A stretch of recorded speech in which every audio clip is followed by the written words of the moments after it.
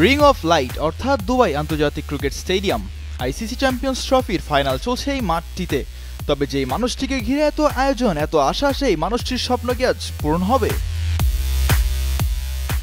বলা হচ্ছিল কেন উইলিয়ামসনের কথা, যিনি শুধু টেস্ট চ্যাম্পিয়নশিপের ফাইনাল বাদে বাকি সবকটি আইসিসি ইভেন্টের সেমি, কোয়ার্টার এবং ফাইনালে গিয়ে আটকে গিয়েছেন। তবে 2025 আইসিসি চ্যাম্পিয়ন্স ট্রফির ফাইনালে যেন নেমেছিলেন সবকিছুর হিসেব নিকেশ বদলে দিতে। কথা একটাই, one last dance with Kane Williamson.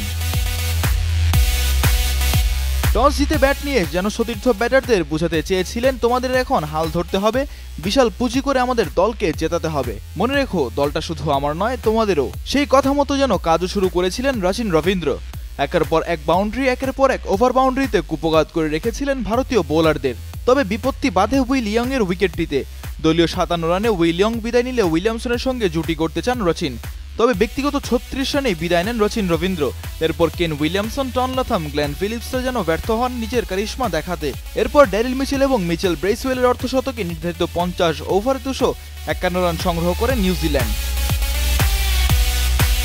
Final জিততে ভারতের সামনে লক্ষ্যমাত্রা 252। রোহিত কোহলিরা কি পারবে সাদা ব্লেজার পরে আন্তর্জাতিক ওয়ানডে থেকে বিদায় নিতে?